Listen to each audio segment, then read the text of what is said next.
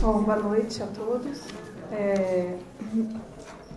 Não sei, que estou meio perdida. Essa semana está acontecendo tanta coisa no contexto da greve que, sendo o elemento principal o corte de ponto dos funcionários, conforme muitos devem saber,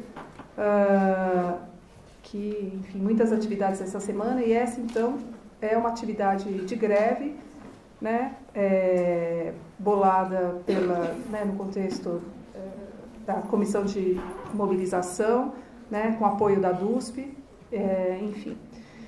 E agradeço muito aos debatedores aqui presentes que tiveram enfim, foram extremamente gentis, e o Roberto, em aceitar tão em cima da hora o convite, porque realmente foi tudo bolado muito às pressas.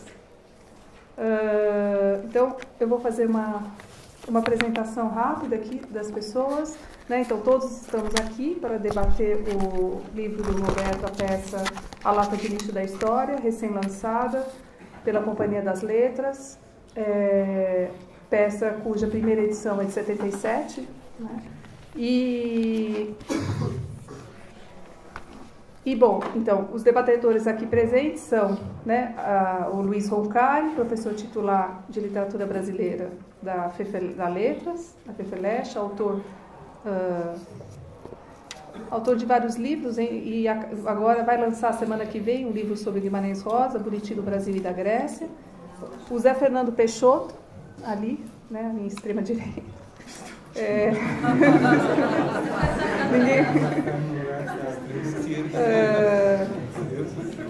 Vocês, o Buriti do Brasil e da Grécia. Perdão, estou aqui. A gente sabe.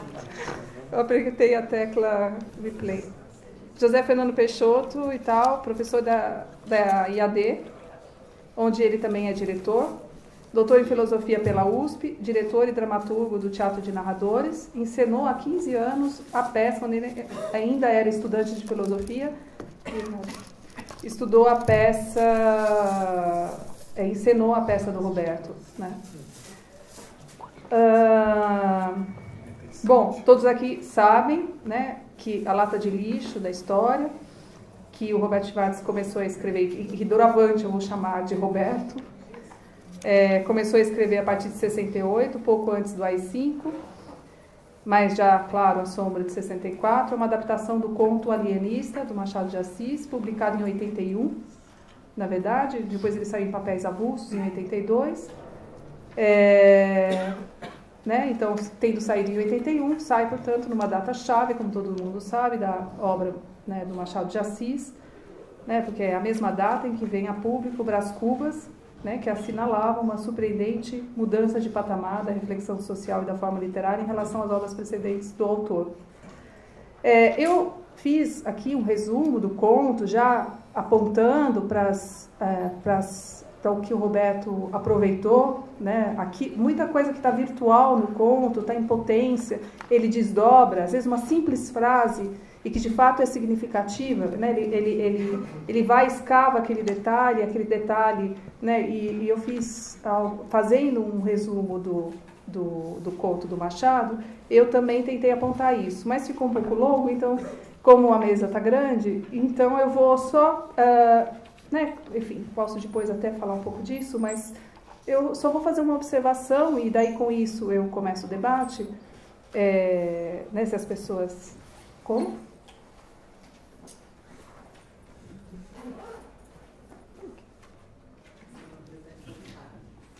Não entendi. Ai, Thales, que vergonha. Thales, sabe por que isso aconteceu? Porque o Thales chegou na última hora. Porque eu escrevi os dois e foi tudo tão às pressas que estavam escritos os resumos sobre o Roncari e o Zé Fernando. E aí, como dessa vez eu quis me ater ao que estava escrito, eu esqueci.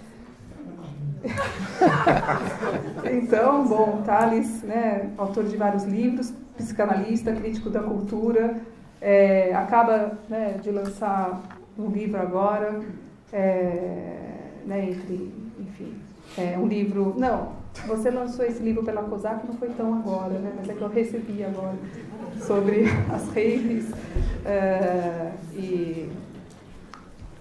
enfim, bom, agora, tá vendo? Eu não escrevo, me confundo. Então... bom, muito bem. Então, eu vou só fazer uma observação depois dessa gafe, que é o seguinte... Uma coisa que me espantou, eu reli a peça agora, né, reeditada, e na verdade eu me espantei depois que a gente volta para o conto do Machado, é muito espantoso como o Roberto de fato aproveita muito do conto do Machado. Não é só que ele faz uma leitura política de um conto que em princípio não é político, né, um conto que tematiza a ciência, que tematiza... né, a razão, né, ou os descalabros da razão no contexto brasileiro, ou um conto, né, enfim. Porque o conto do Machado, por outro lado, pode ser uma análise da racionalidade da razão, ou da caricatura da razão, ou do cientificismo, ou do positivismo, como a gente vê em muitos resumos, mas, curiosamente, ele se antecipa muito do que a crítica, por exemplo, frankfurtiana, vai falar do desenvolvimento da racionalidade, sobretudo na sua forma de racionalidade técnica. Então, isso é muito curioso. Mas, assim, sempre fica muito mais um conto sobre a ciência, ou sobre... né? E, voltando ao conto, depois da leitura da peça, é muito impressionante como o conto é claramente político. É assim, quase detalhadamente político, né? Eu gostei, enfim, por isso que eu escrevi esse resumo um pouco para mostrar isso, mas eu acho que todo mundo, né, tem essa ideia, imagino. Então, aí eu gostaria de lançar uma pergunta para o Roberto, e, na verdade, se o Roberto quiser, ele pode responder, se não, cada um vai fazendo as suas observações, e daí a gente vê como vai o debate.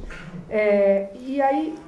Quer dizer, uma questão que eu coloco, quer dizer, por que a nossa percepção demora tanto? O que empana tão facilmente a nossa percepção?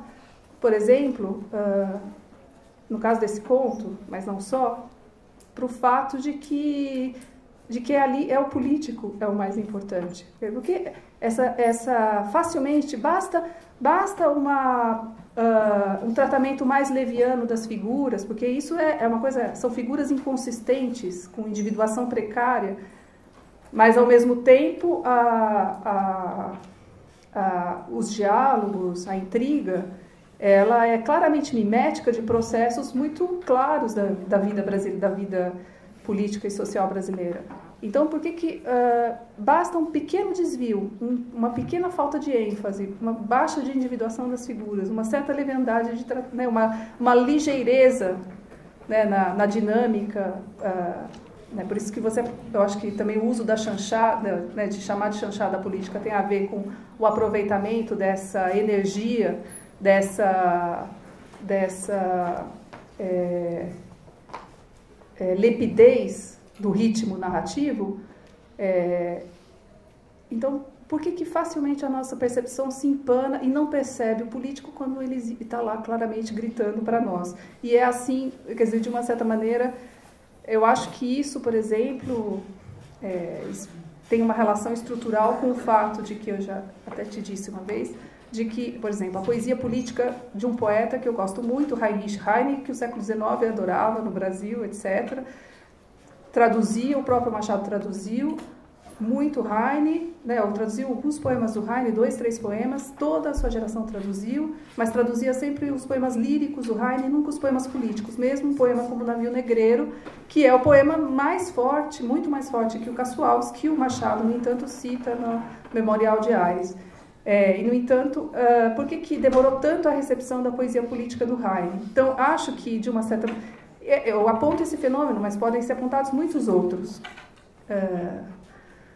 Se você achar que há uma relação, por exemplo, entre isso que eu disse, né, e esse fato. Bom, e é isso. E aí você... Bom, agora... Eu acho melhor todo mundo falar. Você não acha? Pode ser. Você fala, então? E aí depois, então, o Zé Fernando, porque o Zé Fernando tem que sair logo. Bom, Roberto, foi com muito gosto que, depois de algumas décadas, reli a sua peça, A Lata de Lixo da História, chanchada política, como você classifica.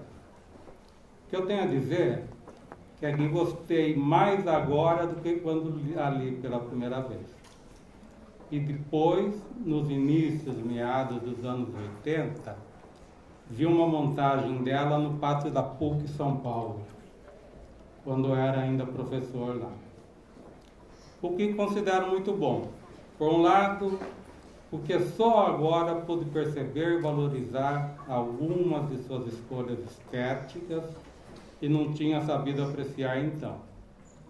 E por outro, porque prova que ela está muito viva e permanece atualíssima. Ela continua, através do ridículo, nos dizendo muito de nós mesmos e da nossa vida social e política. Para que ela ganhasse e não se defasasse, para que ela não se defasasse e ganhasse mais atualidade ainda e se afinasse com o tempo, sugeriria que fosse escrita uma sua segunda parte, agora mais sinfônica e universal, como a do segundo Fausto, 40 anos depois. Uma versão globalizada que saísse do universo acanhado e provinciano brasileiro e tomasse o mundo como palco e representasse a atual acumulação e concentração do capital, como a descreve Thomas Piketty, e a brutalidade de seus atributos militares. A força bruta substituindo as astúcias da política.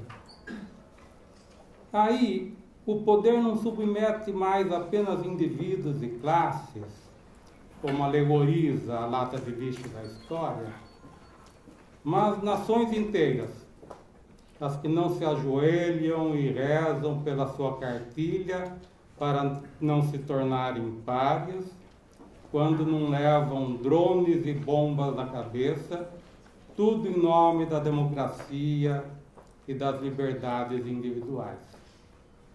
De modo que o nome que daria a versão global da segunda parte seria A História na Lata do Lixo. Tudo aquilo que tínhamos por ganhos históricos modernos, como liberdade e autonomia do indivíduo, e soberania e independência das nações, hoje é isso que está indo para a lata do lixo. Vivemos assim a inversão total, de modo que o conto de Machado que usaria não seria mais o alienista, tendo por leitura de base o Príncipe de Maquiavel, mas o seu ponto fáustico e profético, a Igreja do Diabo, e como leitura de base, o Da Guerra, de Clausewitz. Faria uma farsa agora da Igreja Absoluta do Mercado, como diz Machado no conto, o núcleo universal dos espíritos. E assim caracteriza sua igreja fundamentalista, Machado. Uma igreja do diabo era o meio eficaz de combater as outras religiões e destruí-las de uma vez. Põe fundamentalismo nisso. Com a truculência, a arrogância,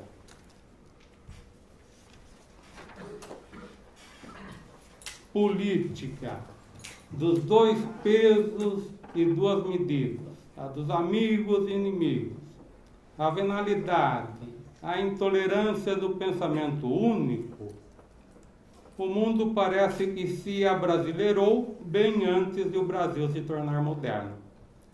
Sobre o assunto, veja-se o artigo de Perry Anderson, Berlusconização da Política, sobre a crise democrática na Europa, no último número da Piauí, 95 deste mês. Mas voltando ao nosso espaço circunscrito e as mazelas brasileiras, quando as desmesuras eram só a nossa particularidade e não tinham ainda se generalizado. Para representá-las de um modo farsesco e circense, como sugerem as ótimas ilustrações do livro, seu livro, que captou muito bem o espírito da peça, sem dar nenhuma chance à ilusão realista, você se utiliza da caricatura, do grotesco, dos mais diversos tipos de paródia que fazem inveja a cartas e caminhadas do Mário de Andrade, dos contrastes violentos entre o arcaico e o moderno, o alto e o baixo, das transgressões linguísticas e conceituais, e um sem número de recursos brechtianos, parando sempre à sombra de Oswald de Andrade, como você mesmo indica, e foi uma febre na época. Certas cenas relembram muito o alegórico de Terra em Trance, de Glauber Rocha, a Geleia Geral Brasileira, de Gilberto Gil, quase num programa, como você mesmo diz, de superar a defasagem que estavam as artes cênicas, o teatro, o cinema, a canção, em relação à literatura, que, nas suas palavras, não tinham passado pela Revolução Modernista de 22. Desse modo, você, apelando para o sarcástico e os traços carregados da sátira, se distancia muito das sutilezas da ironia machadiana, embora sempre se aproveitando dela. Muitos desses procedimentos estilísticos e formais da peça foram os mesmos utilizados pelo tropicalismo, que você caracteriza e critica excelentemente em alguns de seus ensaios. De modo que farei para você duas perguntas casadas, ou chifópagas, já que estamos no clima, já que estão ligadas umbilicalmente. A primeira: teria sido você quase um tropicalista se você tivesse persistido na dramaturgia?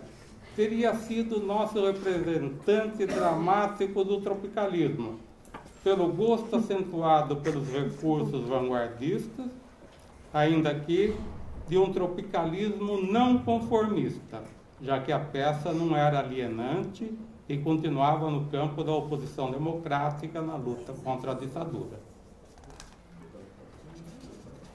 E uma segunda pergunta, ligada a essa. Numa entrevista recente do Ido Lobo a Roberto Dávila, na televisão, o jornalista perguntou-lhe sobre sua relação de distância do tropicalismo. Ele confirmou. Disse que no tempo estava envolvido com um grupo de músicos mineiros, como Milton Nascimento, Wagner Tiso, Beto Guedes, e com os da Bossa Nova, como Tom Jobim e Chico Buarque. E por isso não entrou muito na onda tropicalista, que era forte na época. O resultado, penso eu, foi que a música de Ido Lobo ficou menos datada e se afirma hoje não pela repercussão que teve no tempo, e sim pela qualidade e pelos seus valores propriamente musicais. Pergunto, essa é a segunda pergunta.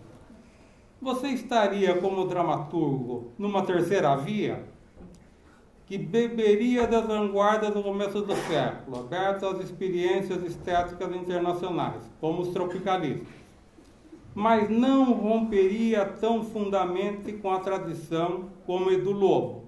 Basta ver o apoio clássico da sua peça Machado de Assis. São as duas perguntas sobre você.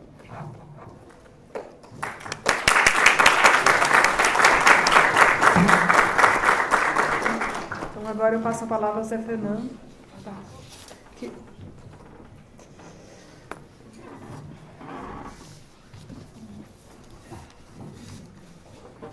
Boa noite.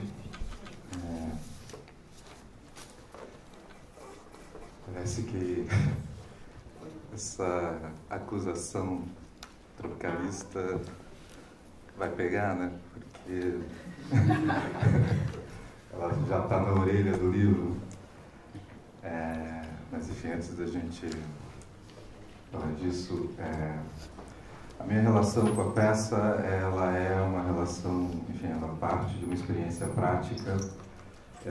Em 97, ainda aluno no Departamento de Filosofia, nós juntamos algumas pessoas que, na época, bastante influenciados por alguns cursos do Paulo Arantes, começamos a ler o Robert Schwartz e o Machado de Assis, a partir do Robert Schwartz, e naquele momento a peça tinha para nós uma função formativa. Nós aprendemos algumas coisas do Machado e do Roberto lendo a peça. Isso resultou numa montagem ainda estudantil, em 97, que é a origem do grupo que eu dirijo ainda hoje, que é o Teatro de Narradores. E isso se deu num contexto da universidade bastante diferente do que é hoje. Quer dizer, naquele final dos anos 90, nós discutíamos muito, nós imaginávamos muito e a minha experiência de universidade nesse momento vai bem na contramão daquilo que a gente viveu ali entre 95 e 2000.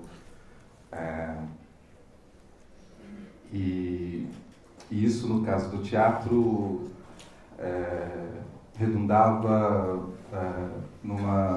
na formação de vários grupos de teatro, há vários grupos que surgiram naquele momento e que ainda atuam no teatro em São Paulo. Nós retomamos um festival universitário que teve 3 edições a partir de 98. Foi um momento de efervescência e a gente meio que se organizou naquele contexto. E foi também um momento em que vários artistas em São Paulo se organizaram num movimento chamado Arte contra a Barbárie. E um movimento que definiu politicamente a experiência de teatro de grupo em São Paulo, enfim, e que foi determinante para essa formação. Então, naquele momento, a nossa relação com a peça era estudantil, por assim dizer. E, recentemente, em junho do ano passado, comemorando 15 anos de grupo, nós retomamos a peça numa leitura em que o Roberto, inclusive, esteve debatendo, e nós fomos surpreendidos durante os ensaios pelos acontecimentos de junho. E, então, a peça, a retomada da peça ganhou, de fato, um outro sentido para nós. E acho que é um pouco sobre isso que eu vou falar aqui.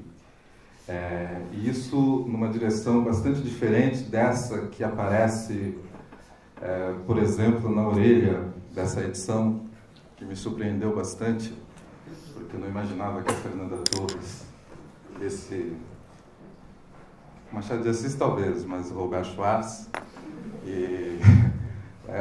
porque, de certo modo, são teatros muito diferentes, né? Quer dizer, a gente aqui em São Paulo tem uma percepção, né, de uma atriz fetiche dos tropicalistas, do Arnaldo Jabor, do Gerald Thomas. É um campo teatral bastante diverso, né? E certamente as percepções que ela nomeia ali, que ela enuncia ali, vão numa direção bastante contrária às que nortearam a nossa aproximação desse texto, né? Então, certamente não foi porque a gente percebeu no texto a formulação de frustrações políticas que a gente se aproximou dele naquele momento e nem mesmo no ano passado, né? Ao contrário disso, o texto sempre nos apareceu como a formulação, uma tentativa de formulação crítica de uma experiência política, em parte derrotada, mas que era capaz de de perspectivar essa experiência e formular um ponto de vista crítico. Isso também numa perspectiva bastante diversa dessa que ela nomeia aqui, ela acho que todo mundo leu, enfim, ela reconhece no texto do Schwartz uma grande proximidade com as peças do Oficina. E para nós, naquele momento, era exatamente o oposto, né? Isso porque, embora a peça lide e formule de maneira talvez exemplar esse gosto pelo paradoxo muito presente no tropicalismo, ela, ao fazer isso, o texto, de certo modo, explicita esse funcionamento, né? E isso, inclusive, colocando exigências formais para a cena e para o ator bastante complexas, né? Há uma construção da linguagem na peça, de modo que cada fala explicita um movimento de contradições que exige dos atores um trabalho de elaboração bastante difícil, né? E isso, para nós, naquele momento e ainda hoje, vai na contramão dessa experiência ou desse gosto pelo paradoxo, enfim. Mas a gente retomou, como eu dizia, essa peça o ano passado, em junho do ano passado, quando nós estávamos ensaiando, começando os ensaios, em torno de um outro texto, que é um texto do Luiz Roberto Salinas Fortes, que é o Retrato Calado. E naquele momento interessava para a gente o modo como o Salinas elaborava aquilo que ele chamava de um processo, o início de um processo de esquadronização geral da sociedade brasileira, onde ele reconhecia na experiência, na violência da tortura, uma espécie de laboratório de algo que, em 74, ele imaginava que se espraiaria pela vida social e política do Brasil. E quando, em junho do ano passado, nós retomamos essa peça, nós percebemos nela algo que em 97 não era evidente, né? Que era uma espécie de formulação dessa experiência que o Salinas, por experiência própria, formulava no Retrato Calado, e algo que, no contexto de junho, a gente intuía que podia se verificar como, enfim, como uma prática e como uma realidade que hoje nós sabemos está aí, está posta, né? De modo que o que mais nos interessava teatralmente na peça era, por um lado, essa elaboração gestual da contradição que exige do ator uma formulação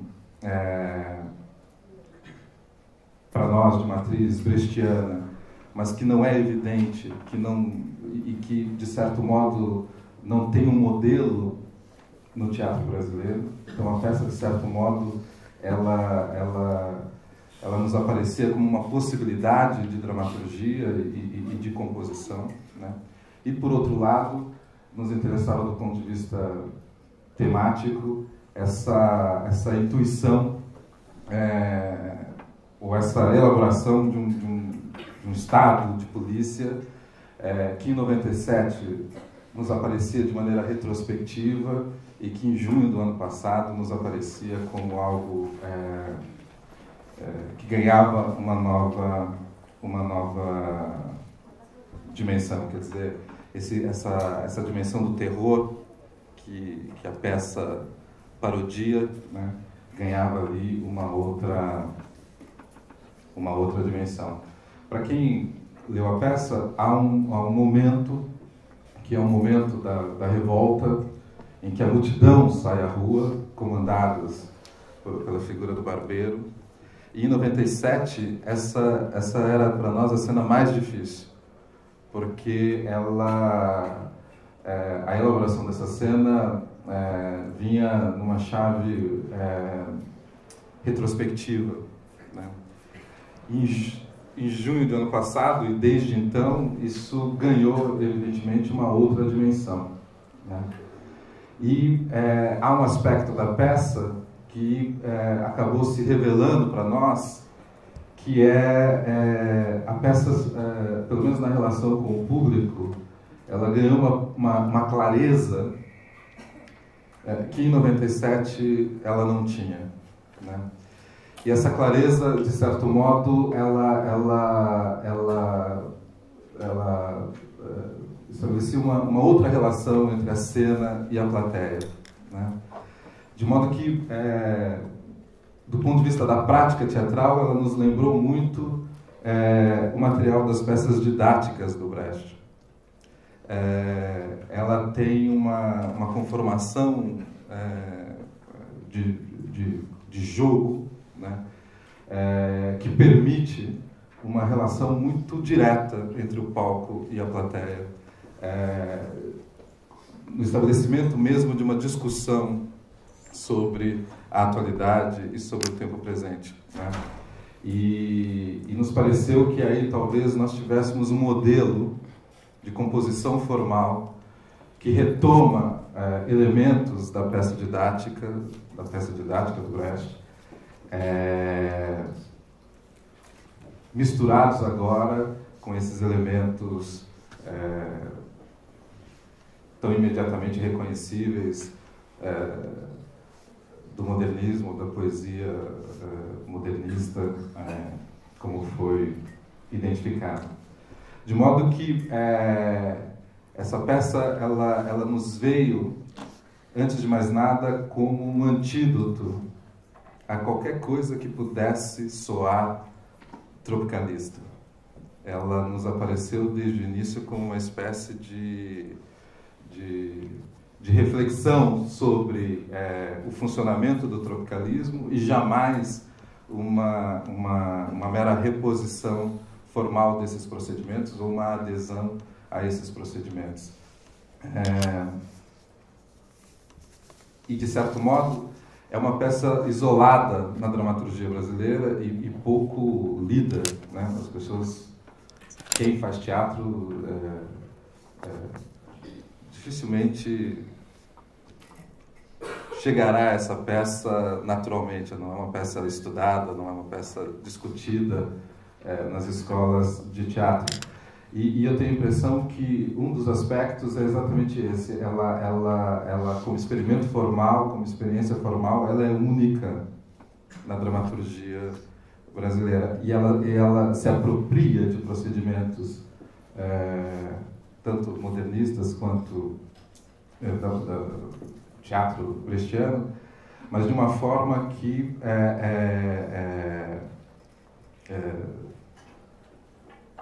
nós não conseguimos ainda radicalizar. E tenho a impressão que isso tem a ver com essa percepção de que há nela elementos da peça didática e o modo como a peça didática foi recebida no Brasil. Então, uma das minhas questões tem a ver com isso, que em que medida essa experiência, essa peça, em que medida você reconhece nessa peça elementos que possam, de fato, dialogar com esse aspecto do teatro político e do teatro do Brecht. E segundo, pensando nesse curto-circuito que a partir de junho o material da peça proporciona de atualidade, né? Como é que você vê essa atualidade que a peça, de maneira inusitada, ganhou? Enfim, por isso.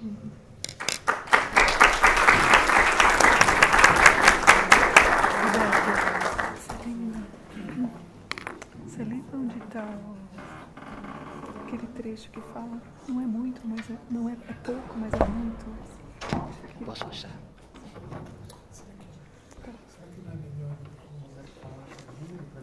Roberto, quiser. Tá.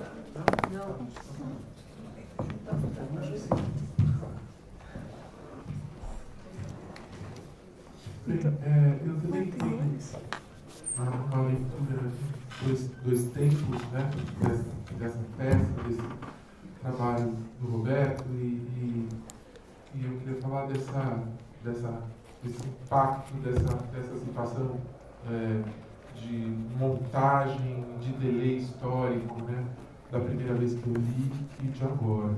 Né. Eu li isso por volta de 1984, 85, quando eu estava na faculdade de cinema, né? E eu estava estudando, né, o que até então o Roberto tinha publicado e estudando cinema brasileiro. E a impressão que eu tive naquele momento é que alguma coisa que o Roberto comenta aqui na introdução, que ele escreveu para essa nova edição, que de algum modo esse trabalho ele estava ligado a uma série de estratégias que foram as estratégias da explicitação da violência pós-64, não é? E que tiveram uma série de soluções que o tropicalismo é uma espécie de feixe que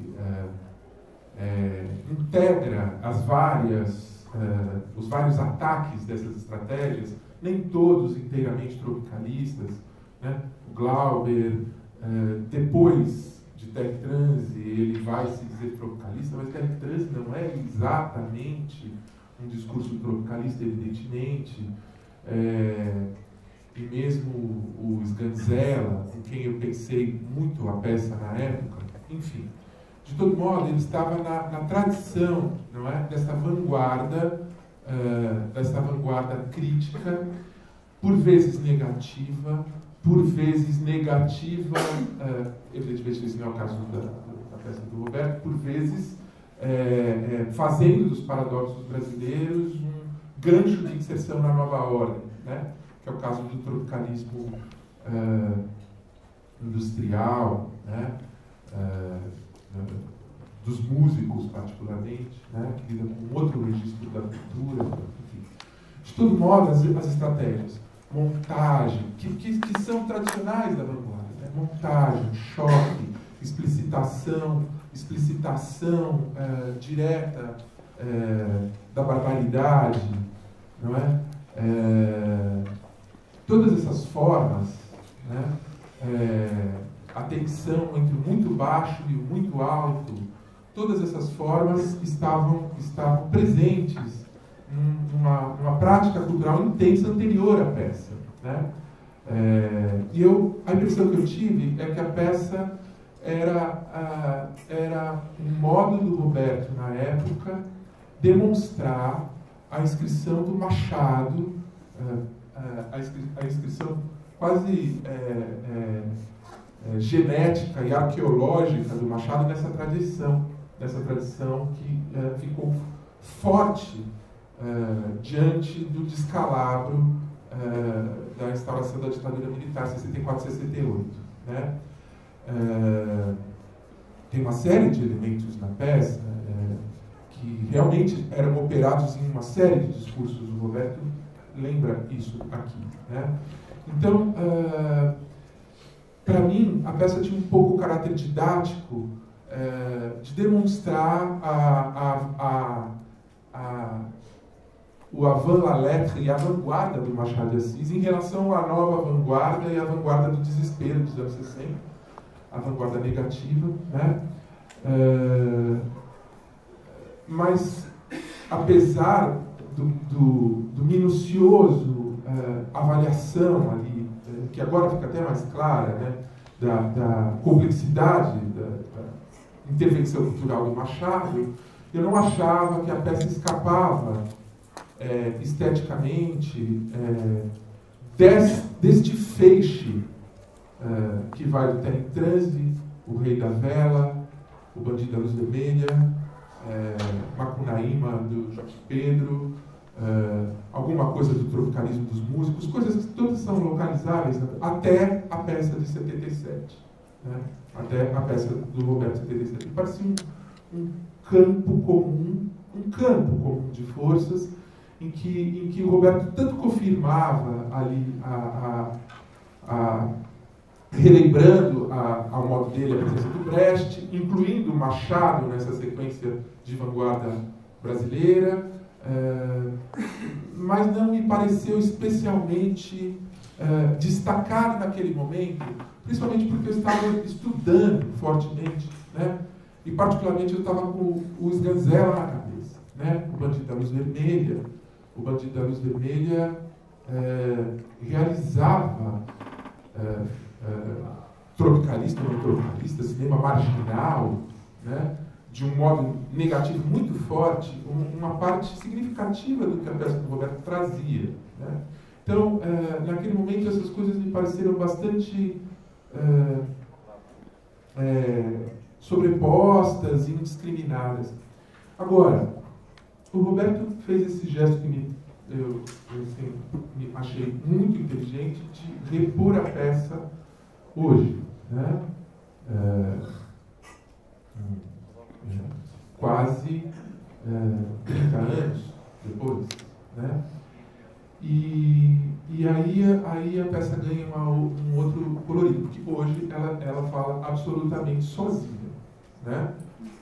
Todo este campo de vanguarda em que a peça estava bem ou mal relacionada, melhor ou pior, com o refinamento da teoria da elite do Machado de Assis, é isso que eu acho que a peça trazia. Trazia um refinamento da teoria da elite que o Roberto havia pesquisado no Machado, né? Da nossa elite insólita, incivil, e ao mesmo tempo uma certa modalidade de vanguarda do capitalismo, né? Simultaneamente, né? Hoje, eu fiquei bastante impressionado com o rigor e o desenvolvimento, isso que a Priscila começou falando, né?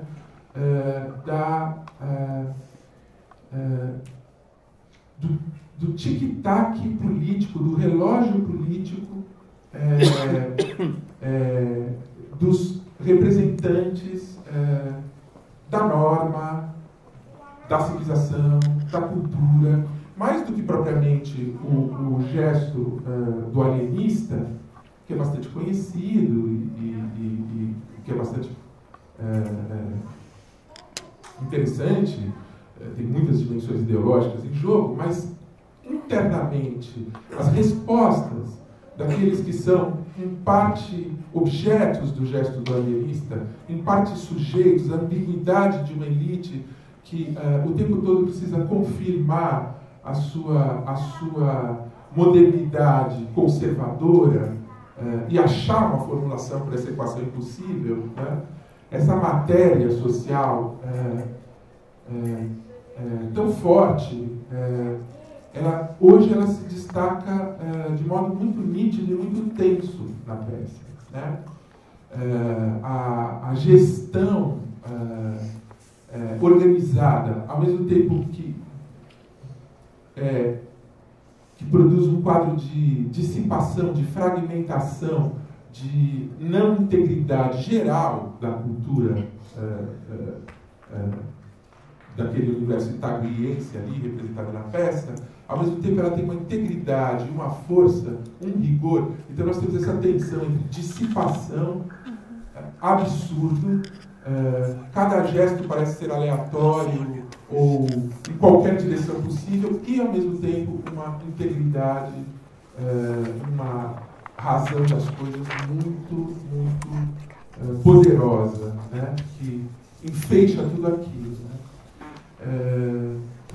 Hoje, nós vivemos uma situação de cultura em que nós não temos mais nem Glauber Rocha, nem Sganzella, nem Zé Celso fazendo o que fazia, nem mesmo Caetano Veloso fazendo o que fazia. Nós não temos todo este campo problematizante da cultura brasileira, ambivalente. Ambivalente com os paradoxos brasileiros, ou crítico, está relativamente ausente da cultura. Né? Relançar a peça hoje, no panorama de barbaridade que é a nossa cultura corrente, é uma coisa bastante... tem muito cabimento se nós pensarmos no que se anda escrevendo por aí. Hoje nós temos uma direita ocupando os espaços da cultura de modo desabrido, falando coisas impensáveis, que numa situação de normalização democrática e numa situação de normalização do estado de terror do Brasil. Estamos todos muito espantados com a guerra de Israel em Gaza, onde morreram 2.000 pessoas, mas a gente precisa sempre quando dizer isso, que realmente é um momento terrível da crise do mundo contemporâneo e da civilização ocidental, lembrar que no Brasil morrem 25.000 pessoas por ano todos os anos. Todos os anos, há muitos anos.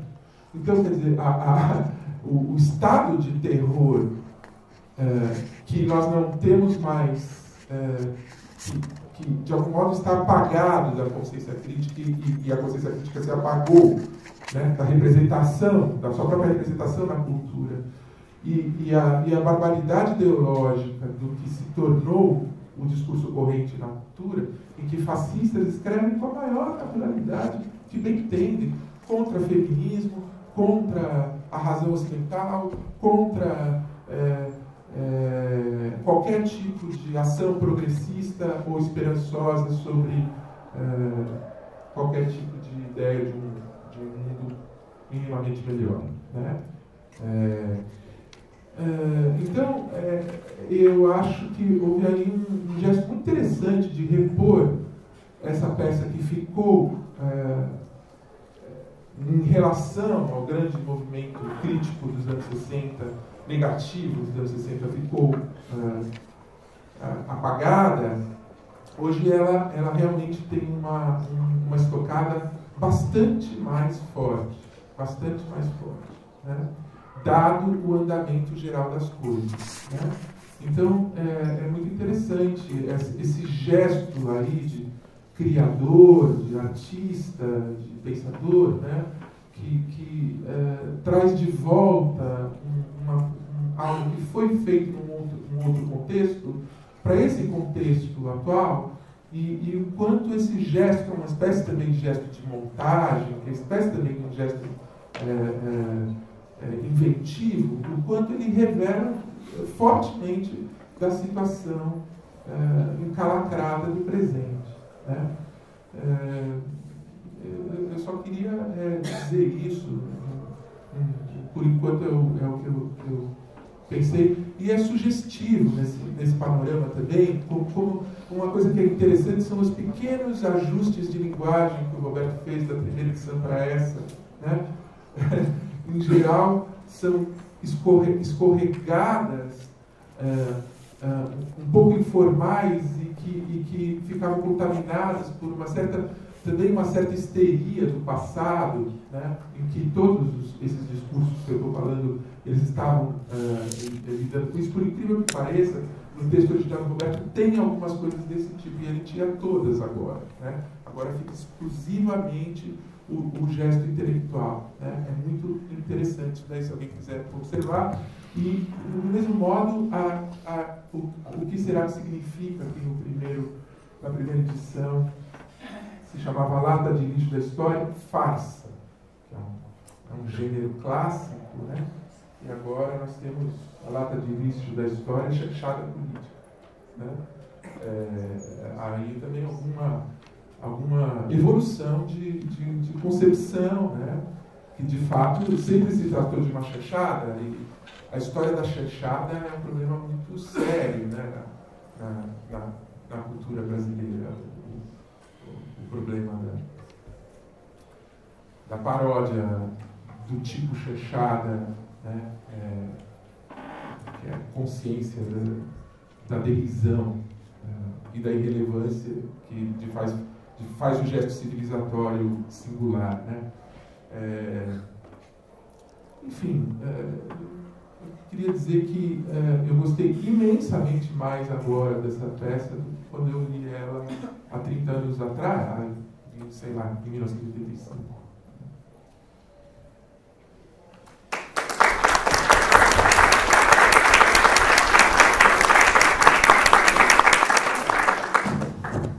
Obrigada, Thales. Eu vou ler um trecho da peça do Roberto, do Happy End, porque é muito impressionante, assim, lendo agora. Eu até voltei, tive uma espécie de dissonância cognitiva, pensei, não, mas isso já estava escrito, não lembrava, e voltei e já estava. O Happy End, que embarca no Happy End que tem na Casa Verde, porque, por fim, o alienista, porque a cada doutrina dele corresponde a um regime na Casa Verde. A Casa Verde lá é o asilo, né, o hospício, no qual ele começa por internar todo mundo quase da cidade, porque quase ninguém é normal, conforme a sua primeira doutrina. Depois ele chega a uma segunda doutrina, né, pela qual isso, né, de maneira... No meio disso tudo, né, a revolução social, né, o levante popular, a revolução que não dá em revolução, a revolução sem revolução, como depois o Roberto diz aqui, né? Mas na segunda doutrina corresponde então a outro regime na Casa Verde, e pela qual então a Casa Verde se enche de normais. Todos os supostos normais, os anormais saem, e daí porque a sua doutrina, o seu lance de gênero, a sua ideia fixa, né, que então o desequilíbrio mental é o perfeito equilíbrio das faculdades mentais que constitui a demência. Então, aí... E também muda a sua forma de avaliação, porque aí é mais lenta, ele demora quase um ano ele acompanha a vida da pessoa, não basta um dito estranho, uma careta, uma postura, um fato, para já encarcerar, porque, né, agora ele é um pouco mais cuidadoso. Bom, de toda maneira, encerra os normais. E aí o final, mas essa parte não está, o Roberto passa, né, da primeira fase para a terceira, e a terceira, que é o final feliz, é quando ele, por fim, se interna a si mesmo, é a sua terceira doutrina, né, e ele pensa, não, acho que o único, na verdade, anormal sou eu e tal, e isso corresponde ao happy end, digamos assim, pelo qual, então, acabaria que é a projeção do fim do terror, porque até então, tanto no primeiro momento, ou primeira doutrina, como no segundo momento, ou segunda doutrina, a cidade, então, é dominada pelo terror, pela perseguição, porque, né, todo mundo corre o risco de ser encarcerado, seja por ser normal, seja por ser anormal, enfim. E aí o final feliz, então, vem com e aí eu vou ler, porque a peça também faz, né, muito uso de... Aliás, a música na peça, né, se você usa o ouvido interno, assim, as falas são muito... Isso é uma coisa engraçada, a linguagem, ela é sempre a mesma, independentemente da classe social, digamos, seja o povo, seja a liderança, as lideranças sindicais, sejam os notáveis, seja o que for, a linguagem é sempre a mesma, o que, de uma certa maneira, preserva a peça de um envelhecimento que, quando a gente lê, por exemplo, a Revolução da América do Sul, do Uau, eu acho que é uma coisa problemática. Aliás, uma coisa que o Roberto fala no prefácio ao livro da Iná Camargo Costa sobre o teatro épico é que né, ele falando da baixa qualidade literária das peças e a alta qualidade das encenações. E uma vez eu até falei para ele, assim, sem ter lido isso, que eu não estava gostando da Revolução da América do Sul, não estava gostando muito, e ele falou, mas a encenação é a encenação. Então, nesse caso, como, né, todos lembraram aqui, quer dizer, a peça tem uma alta qualidade literária, de fato, que fica mais forte, fica agora, enfim, cada vez, eu acho que isso aparece mais. Então, a cada classe social, a linguagem não muda de classe para classe. Só que essa classe, como é que ela se identifica, como é que a gente tem um vocabulário contemporâneo que dá ênfase, né, para as relações do mundo do trabalho, para o conflito de classes, mas ele mantém as mesmas denominações do conto. Então, o barbeiro, a gente claramente vê que é um pelego, é uma liderança sindical. Né, isso vai se mostrando pelos diálogos, pelo vocabulário ali da atualidade e tudo isso, mas ao mesmo tempo é barbeiro. Então há um desdobramento das potencialidades e virtualidades de conflito de classe já no conto anterior, mas que então são desdobradas agora, porque o barbeiro então vira um pelego, é uma liderança sindical, o barbeiro, o sapateiro, enfim, o povo da cidade, esse povo vira massa, é a única denominação que muda, mas os notáveis continuam notáveis, não são chamados de burguesia ou de, enfim, né, ou seja, qual fração da burguesia, continuam notáveis, o que dá um apequenamento provinciano. Então a gente tem uma liberação, né, das virtualidades e ao mesmo tempo uma liberação do assunto contemporâneo e, ao mesmo tempo, um aprisionamento desse mesmo assunto. Então, eu vou ler aqui os versinhos, né, que resumem, tem vários resumos, né? A peça brechtianamente ela dispõe vários resumos. Curiosamente, mesmo explicando, e muitas vezes um próprio notável, ou barbeiro, em certa altura, fala da própria traição de classe que ele cometeu, né? E fala que, e várias vezes os personagens, né, enfim, expõem a sua função e o seu papel e a configuração e resume, né, o que aconteceu até então. Então, ainda assim, isso é curioso, mesmo com tantos resumos e explicações, a peça não perde muitas ressonâncias, não é uma peça fácil, com tantas explicações, né, quer dizer, por isso que o chamado didático, é muito enganoso, porque ele não, nem por isso ele explica tudo. O destino deu um espirro, mudou tudo de lugar. Pior que estava era impossível, a tendência é melhorar. O vento virou, o tempo mudou, quem não era bobo ao clima novo se adaptou. Estes homens que aqui cantam, nem a mãe os conhecia, a tal ponto estão mudados. Dependendo da ocasião, fomos lobos ou baratas, já não somos nada disso, hoje somos democratas. Que maravilha é ser bom! Mandar muito e desmandar sem sentir o abjeto medo. A bondade em grande escala, no local em toda parte, norte, oeste, leste e sul, será nossa atividade. Bacamarte foi a glória, começou uma nova história, está de volta a nossa vez. Agora acabou. O terror é um notável que está cantando. Sendo embora modernistas, vai ser tudo a moda antiga. Muita lei, pouco susto, pau no Paulo e pau no Augusto. E se falha a persuasão, o bem se faz a viva força. Faço bem a ferro e fogo, somos bons, ninguém é bobo. Olha o dedo no que é meu, tira a mão se não morreu. Toma 6 que 3 é pouco e toma 9 no teu coco.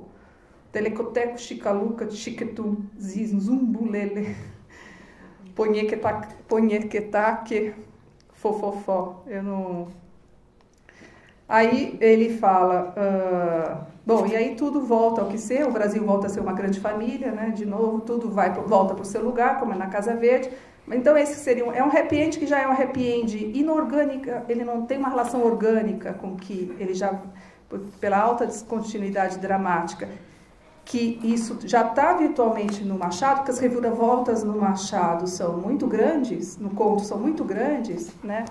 O que dá um andamento muito mais teatral para a coisa do que romanesco. Né? Então esse happy end, por que é? Porque ele na verdade mostra que as coisas vão ter uma saída mais conservadora, volta-se a democracia, mas de forma conservadora, né? É muito impressionante que isso tenha sido escrito em 77, né? Antes, portanto, da redemocratização. Agora, dentro disso, tenha 77, enfim, antes, né? Provavelmente. Agora, dentro desse happy end, como um Mizanabim, digamos assim, né? Uma caixinha dentro da caixinha, tem um outro happy end, e que ele vem numa rubrica, como se fosse é um ponto de fuga que mal está dentro da tela, assim, né? Que é um dos bonecos, porque a peça, a primeira rubrica das peças diz que tem bonecos. Então eu vou ler a rubrica, só para vocês entenderem o final, que eu vou ler a última. Começa com uma rubrica, termina com uma rubrica, como se de uma certa maneira aquilo que de fato fosse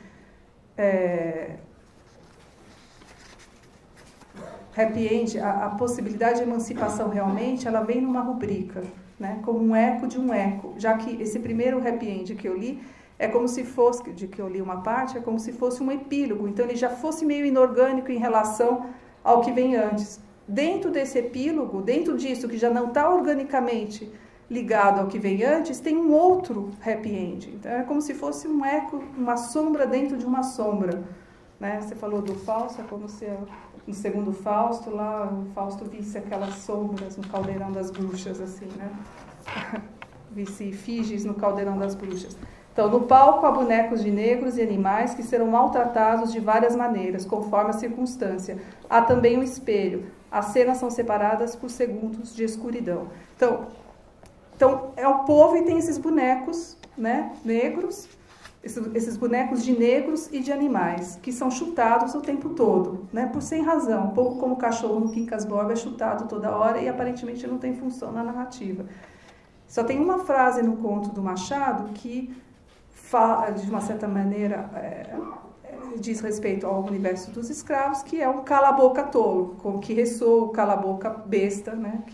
Que é a Evarista, a dona Evarista fala para um moleque que a avisa de algo que a multidão está na rua e que é a cabeça do Simão. Então é o único momento que tem uma referência ao mundo dos escravos. E esse mundo dos escravos, ele está aqui separado dessa massa. Essa massa que também é cheia de reviravoltas, né? Que também, né, como na figura do barbeiro, né? Que de uma certa maneira, numa certa altura, se associa, quer se associar ao poder. Bom, e aí a última rubrica, e aí eu termino e passo para o Roberto, final. Aí entra um notável.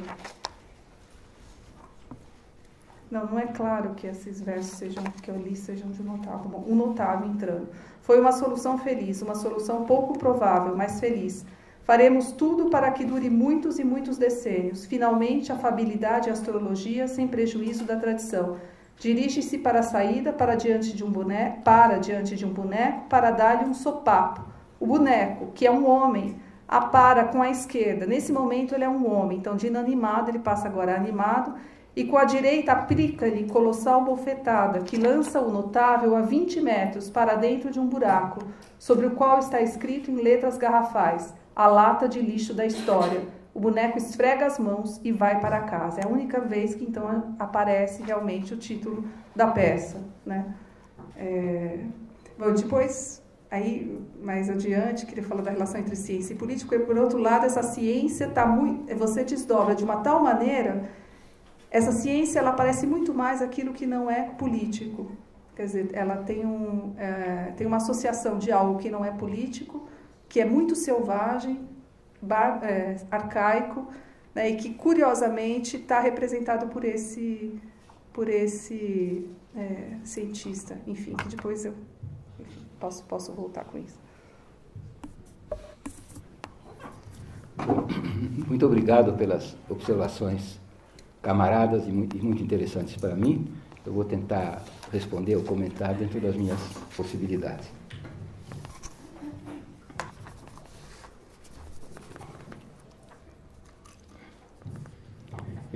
A Priscila notou muito bem que o conto é muito político e que isso foi pouco notado pela crítica. Bom, tem uma razão literária ou estrutural, se a gente quiser, uma razão de organização do conto, que explica isso. É que o elemento organizador da dinâmica do conto são as teorias da loucura do Simão Bacamarte. Ele tem três, como a Priscila explicou, ele tem três teorias sucessivas, e o conto é organizado em função dessas teorias, de modo que o que está no primeiro plano são as teorias da loucura. E o que está no segundo plano são as reações, ou melhor, o movimento popular, e não só popular, também da elite, contra essas teorias da loucura. Mas isso é um segundo plano.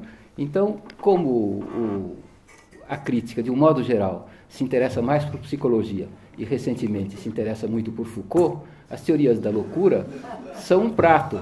Então, é evidente que o assunto de discussão para a crítica teria que ser teriam que ser as diferentes teorias da loucura e a dinâmica delas. Eu vou recapitular um pouco o que a Priscila disse, talvez para acentuar isso. O Bacamarte tem uma primeira teoria da loucura, segundo a qual tudo aquilo que escapa do perfeito equilíbrio das faculdades mentais é loucura. Então ele começa a encarcerar a população de Itaguaí com base nisso. Evidentemente ninguém é perfeitamente equilibrado. Numa certa altura, quando já a maior parte de Itaguaí está presa e os notáveis estão desesperados e já houve uma espécie de insurreição popular contra as prisões, o Bacamarte, por reflexão teórica, diz o seguinte: bem, se 3/4 partes da população estão presas, isso quer dizer que o desequilíbrio é normal. Então, o que é anormal é o equilíbrio. Então, ele manda soltar todos. Isso é uma viravolta dentro do conto, quer dizer, ele organiza o conto. Então, ele manda soltar todo mundo e começa a prender aqueles que são equilibrados. E agora, então, ele, que é um doutor, um médico responsável, que quer curar a população de Itaguaí, agora ele começa a tratar de desequilibrar os equilibrados, para que eles fiquem normais também, quer dizer, para que eles fiquem tão desequilibrados como a grande maioria que está solta nessa altura, né? Então ele começa a estimular as vaidades, as mesquinharias, as picuinhas nas pessoas equilibradas, que estão presas e que justamente não mostravam, não tinham esses defeitos. Porque quando eles tiverem os defeitos, eles também serão normais e serão soltos. Muito bem, como ele é um médico muito aplicado, ele vai conseguindo suscitar defeitos nos sem defeito e vai soltando um por um, até que chega um ponto em que finalmente está todo mundo livre outra vez, o que é bom para todo mundo.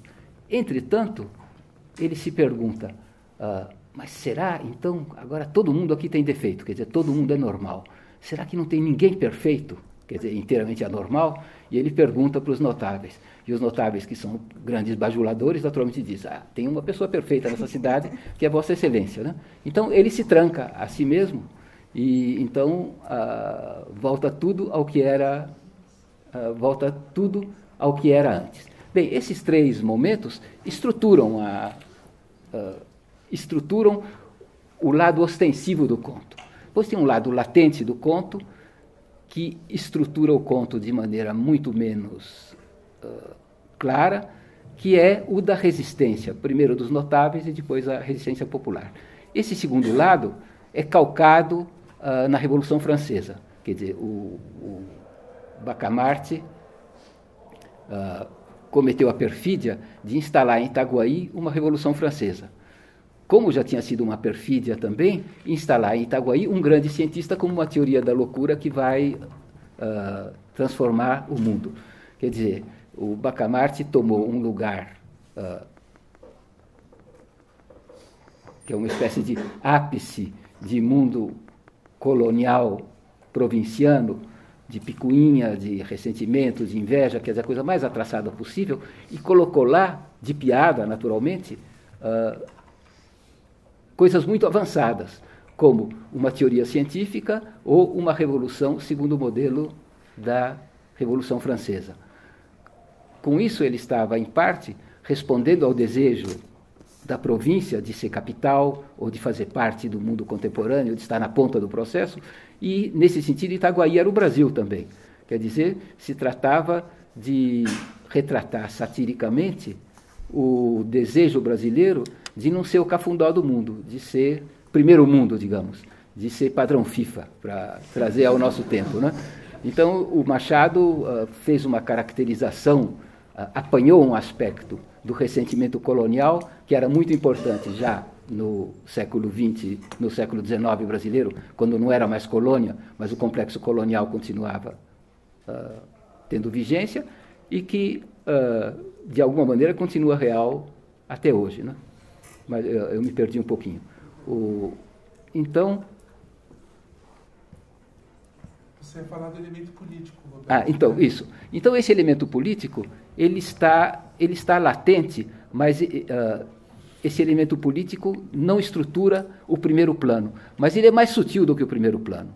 Quer dizer, essa organização, essa sucessão, a viravolta entre uma teoria da loucura e outra, os três passos dessas teorias da loucura, essa evolução, ela não é muito interessante. Ela é um pouco banal, essa é que é a verdade. Como muitas das coisas universalistas com que o Machado lida são um pouco banais. E o lance do Machado é justamente que esses aspectos universalistas são atravessados por elementos histórico-políticos muito mais interessantes do que eles. De modo que eu penso que a razão pela qual o conto é tão extraordinário não está nas teorias da loucura, que são... Esse é o lado, enfim, um pouco trivial, em altíssimo nível, é o lado um pouco trivial do Machado de Assis. O forte mesmo está na vida política de província. Ou melhor, isso acho que é mais certo do que o que eu estive dizendo até agora, está no entrelaçamento entre as teorias da loucura e a política. Porque daí as teorias da loucura começam a funcionar não segundo o esquema loucura é isso, loucura é aquilo, loucura é uma terceira coisa, mas funcionam como elementos de poder dentro da vida da cidade. Tem até aquela cláusula dos vereadores, né?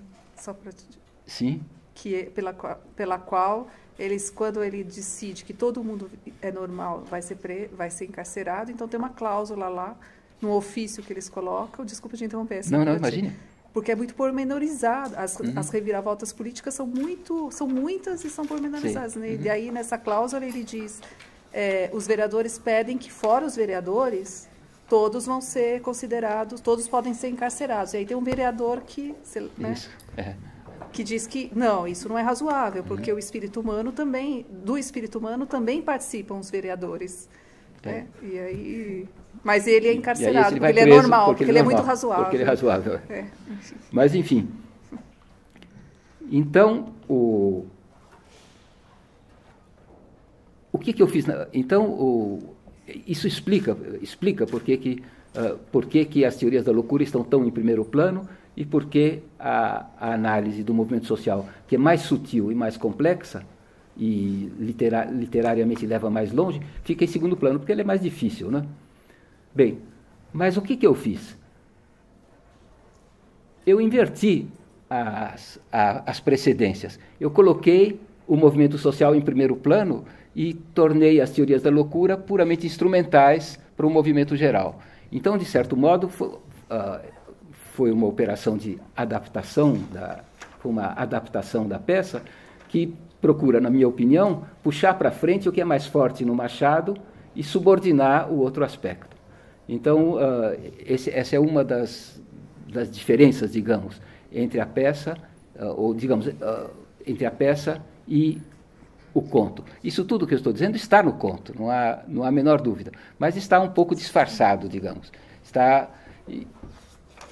Ou para dizer de outra maneira, coisas que no Machado de Assis são ironias sutis, que exigem atividade intelectual do leitor, eu, de certo modo, em sintonia com o clima de escracho da época, puxei para frente e pus em primeiro plano.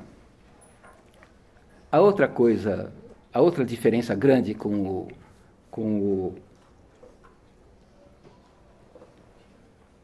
o conto, aqui eu vou escapar um pouco, vou explicar uma coisa que ninguém me perguntou, mas que eu acho interessante. Não, mas foi para isso, é verdade, é só para você falar. A outra diferença grande com o conto são os bonecos. Que se vocês lembram do conto, praticamente não há escravos no conto. Aparecem 2 vezes em menções completamente sem importância, aparecem escravos, mas eles não têm presença nenhuma. Eu enchi o palco de bonecos de escravos e de animais, para ser espancados ao longo da peça, mais ou menos ao acaso das cenas, e coloquei espelhos no palco. Qual é o lance aqui? Como na época eu estava estudando Machado para fazer a minha tese de doutorado, eu estava chegando à conclusão de que a ironia do Machado de Assis pressupõe, a ironia do Machado de Assis tão sutil, tão civilizada,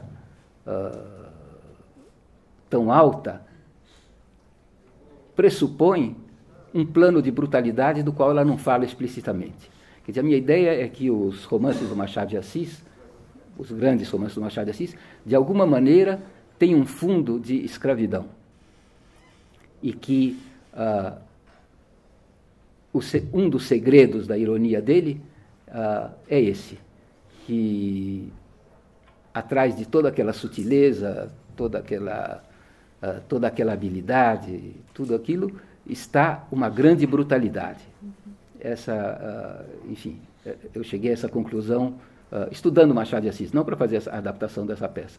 Como eu já estava com essa ideia na cabeça, eu falei, vou puxar isso para frente também e vou explicitar. Vou pôr os bonecos sendo espancados no palco, ao mesmo tempo que as pessoas ficam dizendo galanterias ou gracinhas umas para as outras. Com isso, a vida de galanterias e gracinhas subitamente muda muito de sentido e se torna extremamente ácida. E eu penso que essa acidez é um dos segredos da qualidade artística do Machado. Então, eu puxei essa relação de brutalidade para o primeiro plano, uma brutalidade muda, porque eles vão sendo espancados e ninguém fala disso. Quer dizer, então o espectador fica vendo a brutalidade acontecendo e ouvindo uma outra história. O que ele vê é uma coisa e o que ele ouve é outra, mas o efeito teatral são os dois juntos, evidentemente, né? Passo seguinte, essas figuras, essas personagens que espancam os bonecos, vão e se plantam na frente do espelho e procuram recuperar a autoestima. Quer dizer, eles vão para a frente do espelho e tentam se comportar como gente civilizada, como gente que acredita no parlamento, gente que acredita na autonomia da pessoa, gente que acredita, vamos dizer, numa ordem britânica do mundo. Isso esquecendo o lado escravista da Inglaterra, claro. Mas adotando esse modelo. Então, nós temos personagens que são metade espancadores de escravos e metade gente que aspira a ser um gentleman do século XIX. Essa indicação cênica, isso está na primeira indicação cênica, né, os espelhos e os bonecos de escravos. Ela, de certo modo, procura sintetizar, procura criar um análogo formal, procura formalizar a situação das classes dominantes brasileiras no século XIX, que eram ao mesmo tempo escravistas e aspirantes à condição de civilizados. Então eu procurei dar forma nisso, dar forma a essa relação na própria organização da cena, através dos bonecos e dos espelhos. Bem, então, essas são as duas coisas que eu modifiquei, por assim dizer, na peça, embora eu acredite que tenha modificado dentro do espírito da peça, que não tenha me afastado do espírito do conto através disso. Bom, ainda a respeito da observação da Priscila, de que a linguagem é a mesma nas diferentes classes sociais, isso é pura verdade e é deliberado. Quer dizer, vocês sabem que uma das posições fortes do Brecht em relação ao movimento operário é que o trabalhador não deveria ter os limites intelectuais, o trabalhador personagem não deveria ter os limites intelectuais da classe trabalhadora real.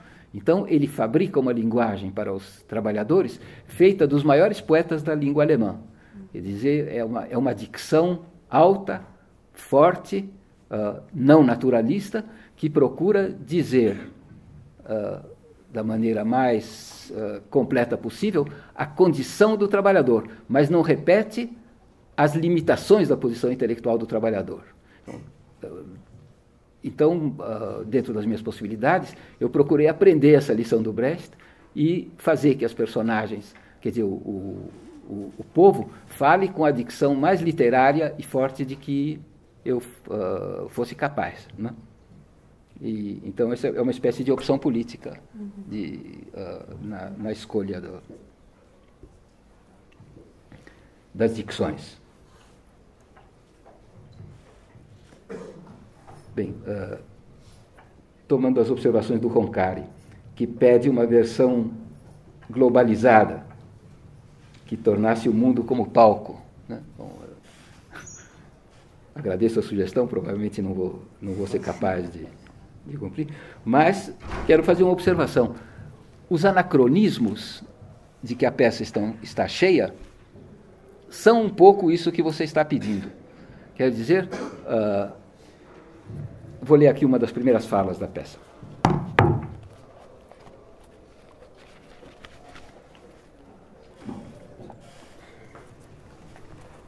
Então, são os pares passeando, os casaizinhos passeando em Itaguaí e falando da vida, né? Então, o primeiro par. O doutor Simão Bacamarte, filho da nobreza desta parte, é médico, sem rival, na Espanha, aqui e no Senegal. Entra um segundo parzinho e diz o seguinte: comparação com um país de segunda classe, quer dizer, Espanha, Portugal e Senegal, né? Comparação com um país de segunda classe não vale. Quero ver o Bacamarte diante de cientistas ingleses, filósofos alemães, revolucionários russos. Isso, evidentemente, não era possível em finais do século XVIII. Mas é um desejo de explodir aquele universo confinado de província e dizer, vamos nos comparar ao que conta, quer dizer, aos filósofos alemães, aos cientistas ingleses e aos revolucionários russos. Então, essa é uma espécie de explosão que rompe com o confinamento da província.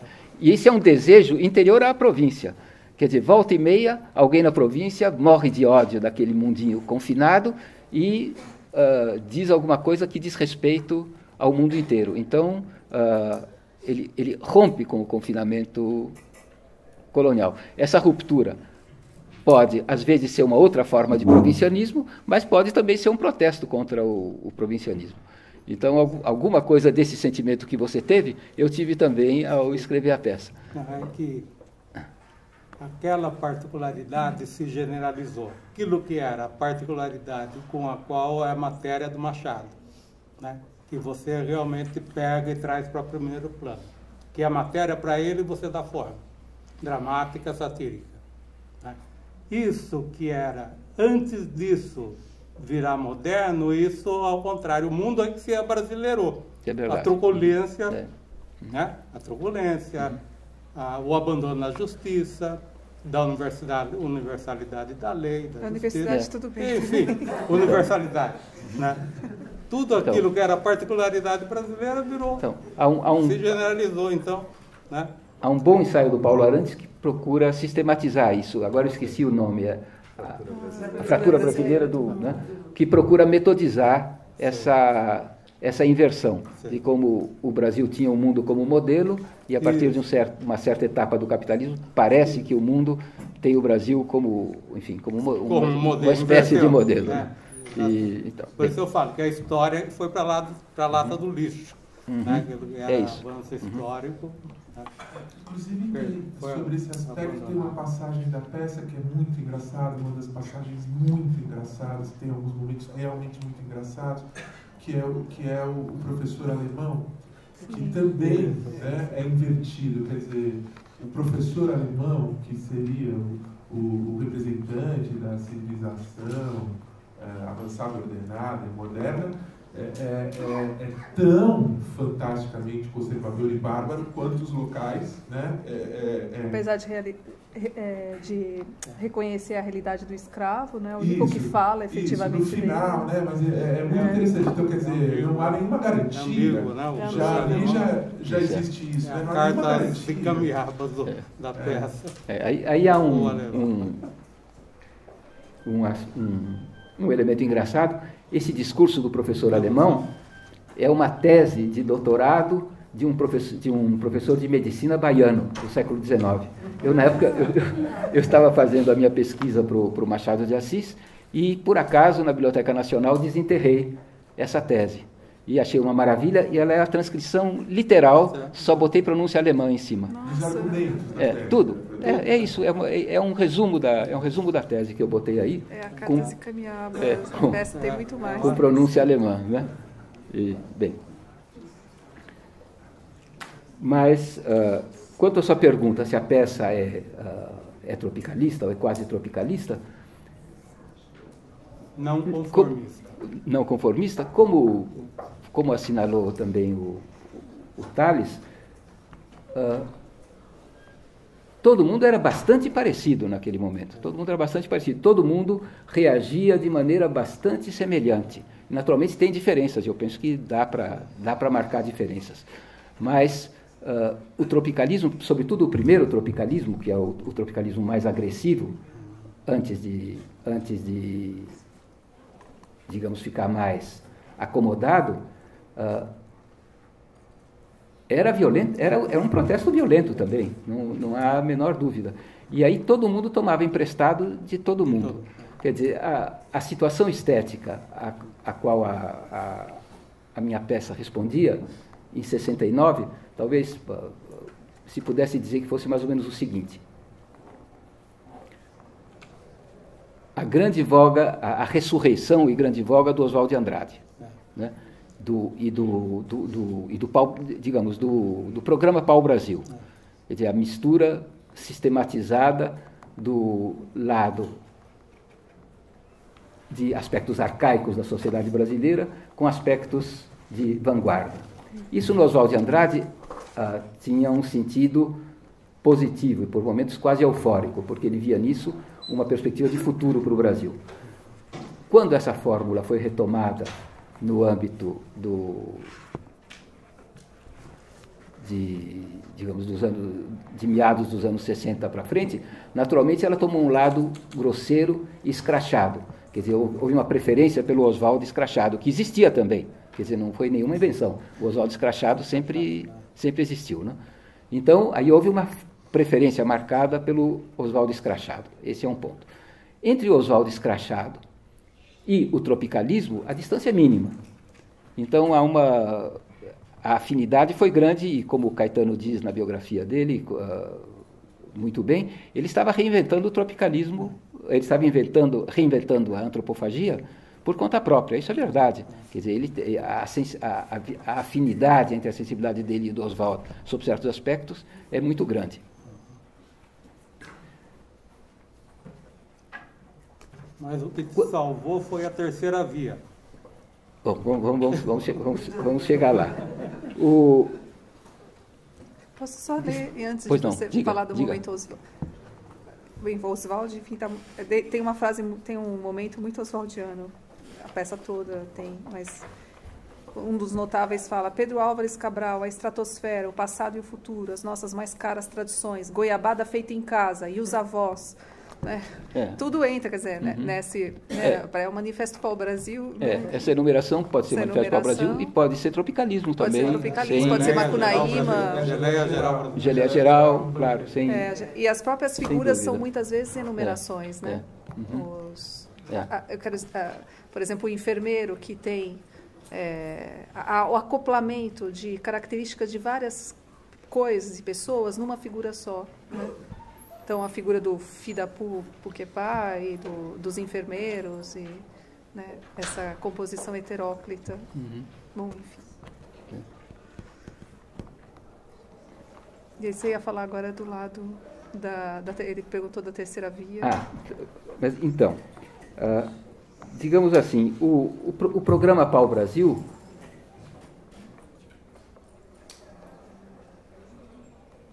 procurava a atualidade através da ligação entre o fundo colonial da sociedade brasileira e soluções artísticas de vanguarda. Isso é uma coisa muito profunda, que levou muito longe os poetas modernistas e foi retomado de diferentes maneiras depois. Entretanto, é uma coisa profundamente não política, ou, digamos de outra maneira, é social.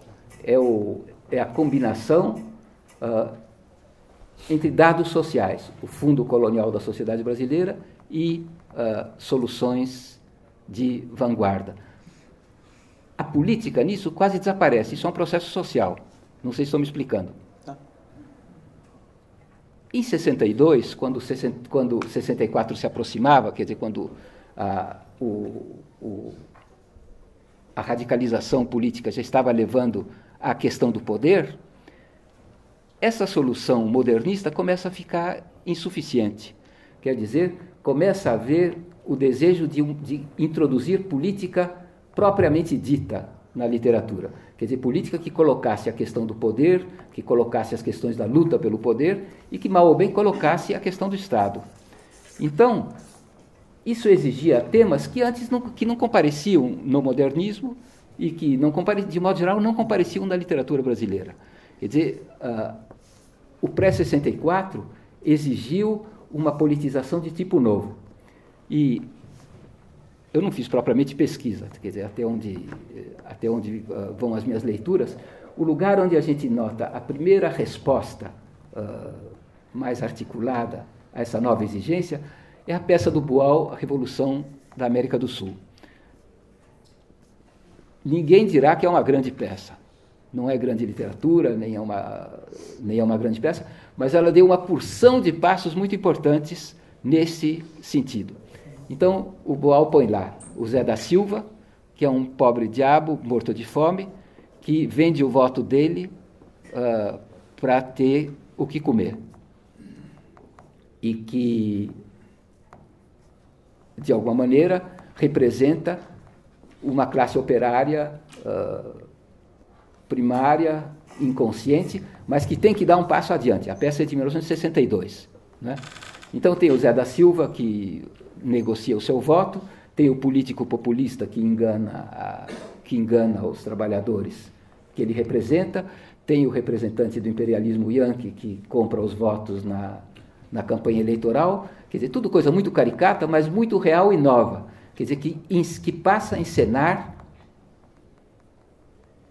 o jogo real, o jogo da política, não vou dizer jogo real, o jogo da política, quer dizer, a política começa a entrar em cena.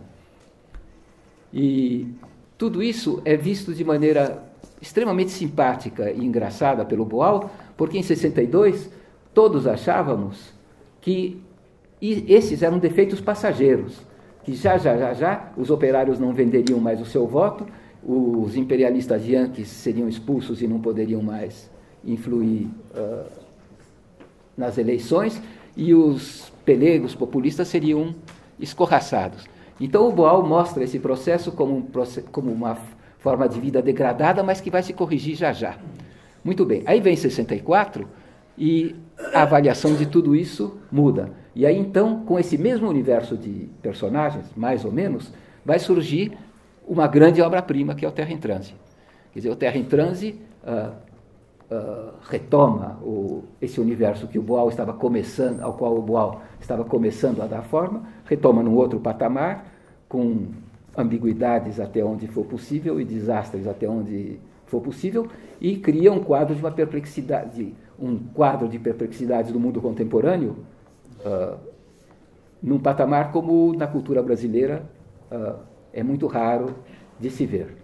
Então, se vê aqui, estou dando só 2 estações, com certeza poderia se fazer um quadro muito mais esmiuçado, de como, em pouco tempo, se criou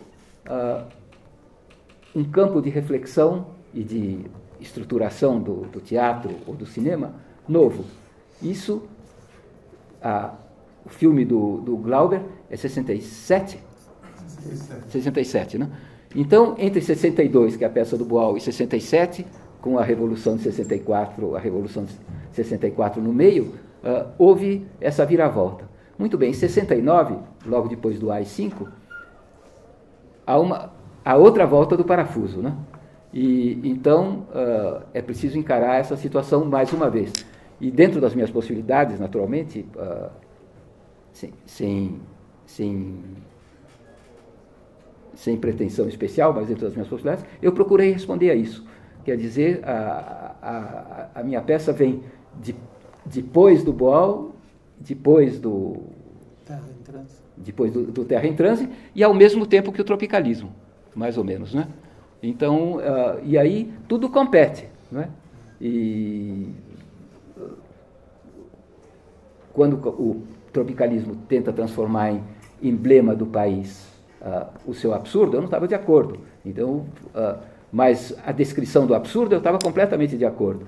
De modo que eu tomava aquele mesmo material e procurava puxar numa direção um pouco diferente. Mas é o mesmo mundo, quer dizer, essas coisas é mais interessante ver juntos do que excluindo um.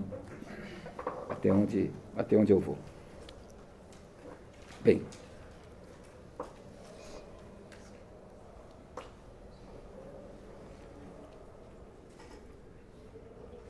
O Zé Fernando me pergunta em que medida o meu trabalho dialoga com Brecht. Bom, num sentido pouco exigente, dialoga imensamente. Eu leio Brecht desde que eu era secundarista e sempre foi uma preferência minha. Mas onde, de fato, há uma coisa mais articulada com Brecht, é que o Brecht pratica um didatismo que sabe o que vai ensinar. Eu, em 69, em 69 eu me convenci mais ou menos de que a luta armada ia dar com os burros na água. Então, em 69, eu era capaz de bastante análise racional, só que nenhuma opinião para onde isso tudo ia. Quer dizer, eu não tinha o que ensinar. Eu tinha o que ensinar a respeito do que... Ensinar é uma palavra pretensiosa, mas... Enfim, eu tinha opinião sobre as coisas anteriores, mas não estava ensinando próximos passos.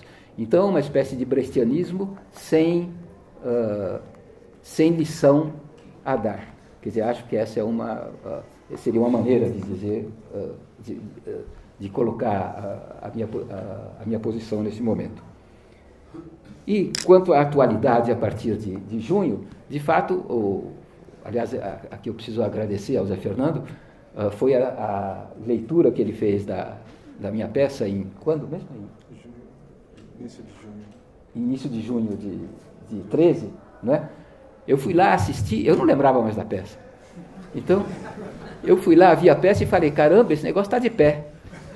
E daí eu me fechei em casa durante 2 meses e dei uma boa escovada nela e levei para o editor que topou reeditar. Mas, de fato, eu devo àquela leitura do Zé Fernando a reedição da peça. E, de fato, há um pouquinho de esforço didático, de conversa com o movimento de junho, ou com a movimentação social na peça. Eu vou ler uma fala que é nova, que eu arrumei para essa edição, e que dá uma ideia disso.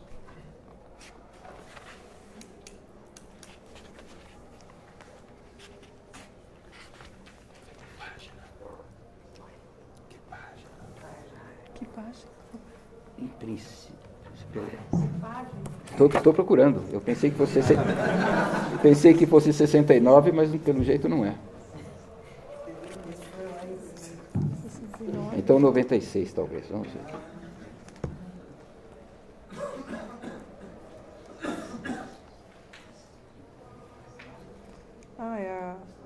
Acho que...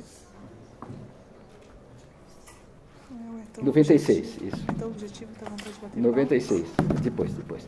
Então, aqui houve a insurreição popular e o exército gentilmente passou para o lado do povo. E com isso, então, o povo passou a estar no poder. Então, a revolução se completou. Então, o que é que vamos fazer agora que a revolução se completou?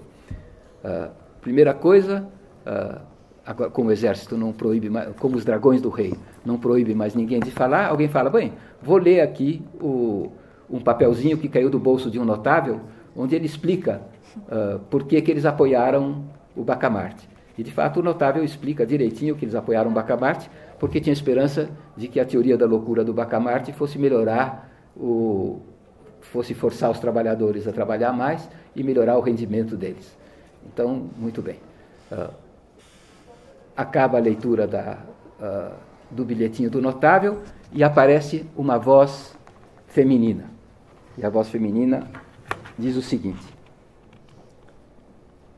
companheiras e companheiros, peço a máxima atenção possível. Começa aqui uma era diferente, em que tudo vai depender de nós. A baixeza dos notáveis ficou clara, quer dizer, o bilhete que eles tinham acabado de ler, né? A baixeza dos notáveis ficou clara. Mas e daí? Pergunto eu. E daí? A baixeza deles prova o quê?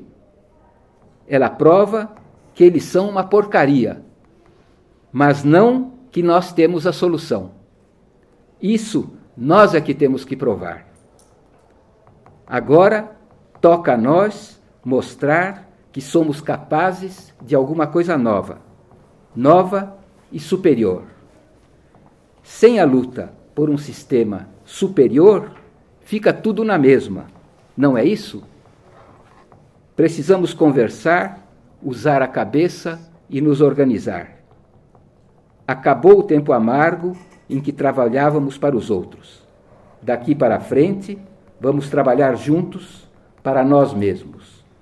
Procuremos entender. Não é fácil. Outra voz. E os escravos, para quem vão trabalhar?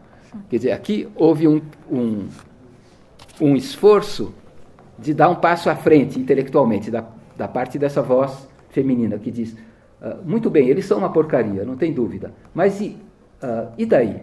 Isso não prova nada, prova só que eles são uma porcaria.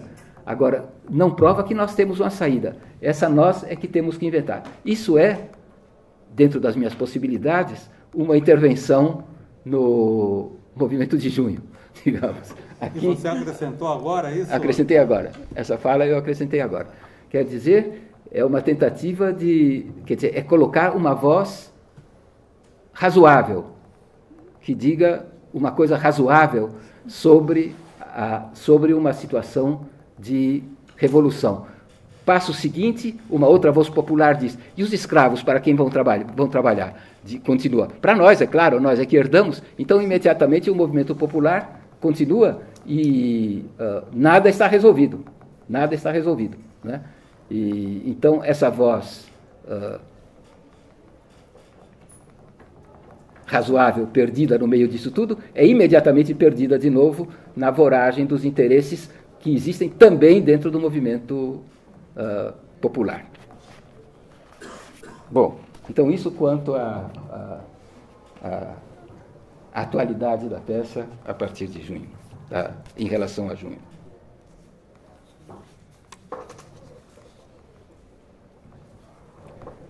Bem, o que o Tales disse sobre as respostas a 64, do tropicalismo, Glauber, Sganzerlo, estou inteiramente de acordo. É um conjunto de respostas e, naturalmente, há grande interesse em distinguir entre elas e começar a mapear, ver o que está certo, o que vale a pena, o que está morto, o que está vivo, enfim. Essas são questões. Mas que foi um movimento de conjunto, você tem toda a razão.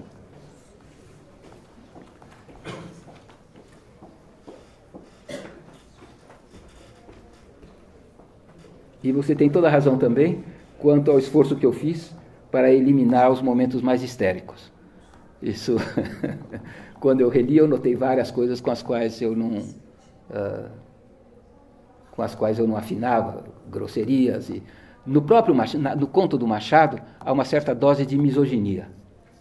Quer dizer, há uma espécie de gozação em relação a Dona Evarista e à vaidade feminina que, enfim, que num conto tão cômico e tão gozador da província tem cabimento, mas é um pouquinho. Quer dizer, relendo, eu me senti um pouquinho incomodado. Então, eu fiz a mulher do...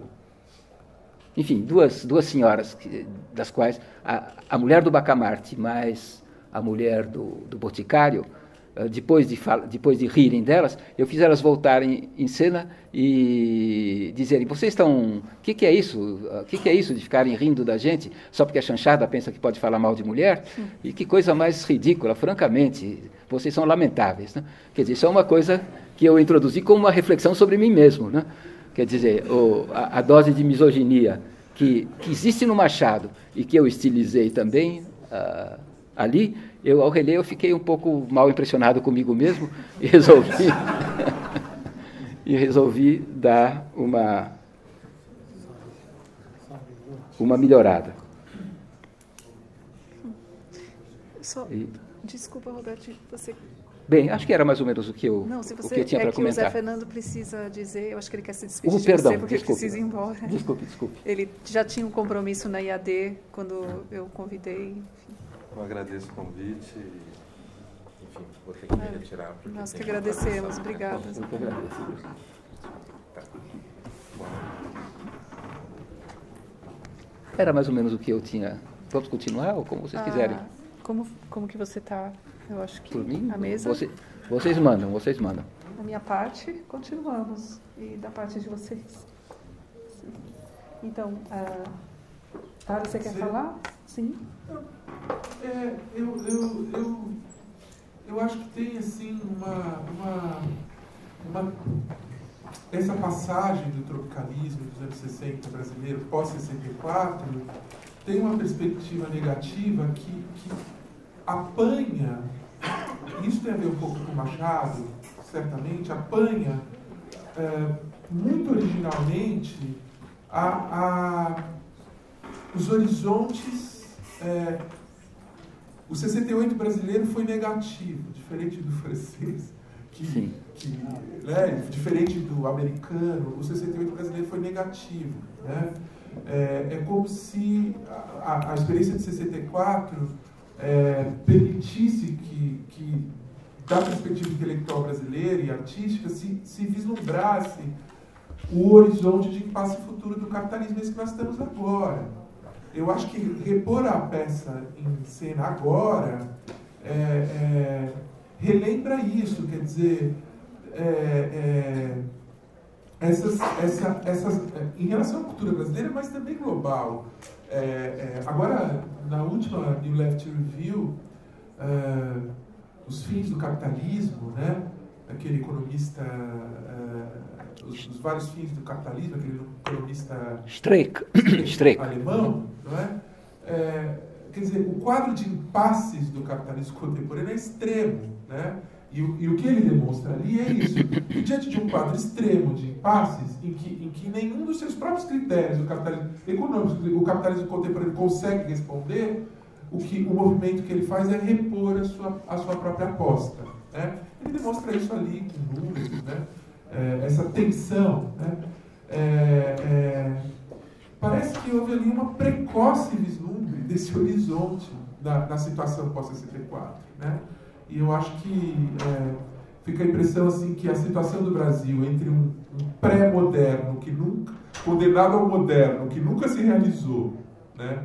E que tem esse interregno político que vai dos anos 50 a 64, em que começa esse movimento preparado genericamente pelo modernismo, mas que começa de fato um movimento nesses estágios que você falou. Eu acho muito importante o cinema pré-64, né?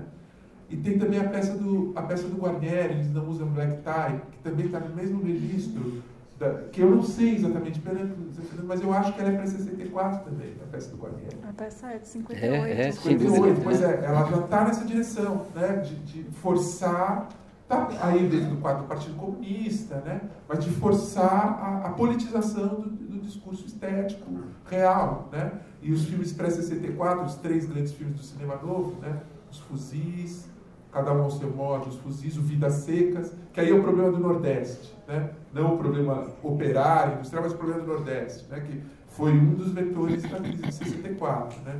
Então, o desmanchar rápido da não integração da modernidade do Brasil em 64 dá um vislumbre do horizonte de passos contemporâneos do capitalismo. O que ler a peça agora me chamou a atenção foi isso. A peça fala fortemente do presente, por incrível que pareça. Isso é um estranho. Na medida, não acho que foi por acaso que você. Não acho que foi só junho que está falando. É o que o Luiz está dizendo. Quer dizer, caberia. O Brasil, de algum modo, revela a insolidez, a dialética do esclarecimento, né? Global. Né? Nós temos o nosso próprio episódio da dialética do esclarecimento. Né? E aí é muito complicado, porque parece que o Brasil pula de um grande movimento da história, de uma pré-modernidade pressionada por um movimento de integração moderna que nunca se realiza inteiramente, de repente ele pula no pós-modernismo. Né? O interregno moderno do Brasil é muito pressionado e o processo cultural do Brasil revela esse impasse do processo do capitalismo. Né? Então, além disso, tem alguma coisa muito interessante, muito rara na peça, que só esses grandes obras brasileiras nesse momento têm, que o Glauber tem, né? O Sganzella, mais chanchado do que o Glauber tem também, que é teórico. Né? É muito bonito isso, quer dizer, embora tenha a dicção modernista, tenham muitas piadas, muitas ironias, muitos paradoxos, todos os textos ali, todas as falas, elas são teoria social e, no entanto, elas não perdem valor estético. Né? Isso lembra o Brecht também, né? Mas é teoria social desse nosso impasse, né? desse destino negativo da modernização. Né? Enfim, o Brasil deu um retrato precoce do destino negativo da modernização, que é de interesse global, eu acho. Eu acho que a peça lembra isso. Ela está nesse feixe de várias obras que perceberam isso. Né? Você também. Né? Eu queria chamar a atenção para esse conto do Machado, A Igreja do Diabo. Uma certa passagem, ele está falando da venalidade. Ele fala, tudo está à venda, né? Tudo está à venda, por que não vender também a opinião? A opinião, o caráter, enfim, tudo que o sujeito tem. Enfim, extremamente profético, né? o que ele diz aí.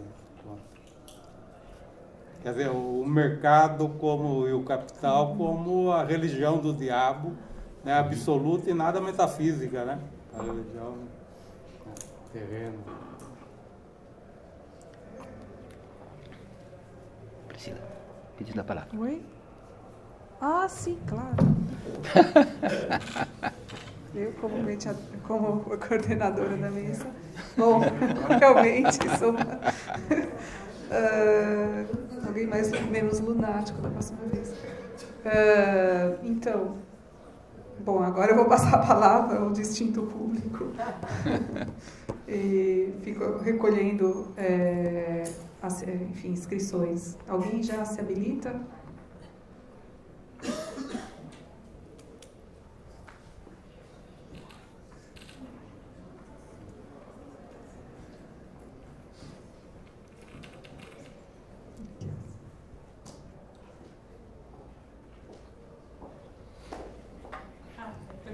Não, por favor.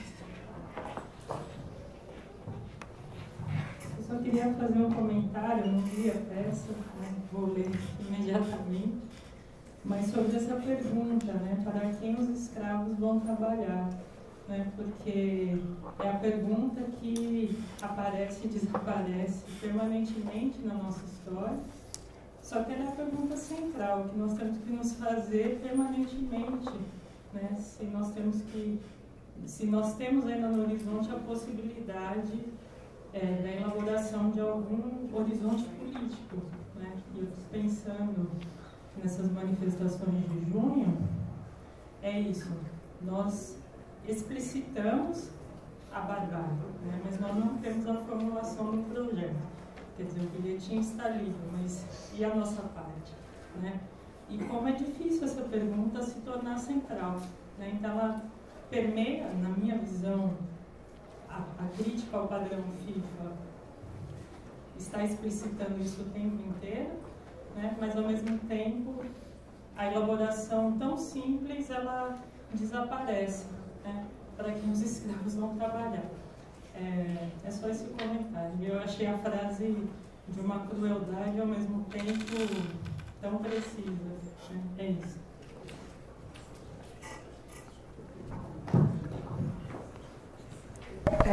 Você acha melhor recolher mais perguntas? Tem mais alguém nesse momento que depois posso voltar? Tá?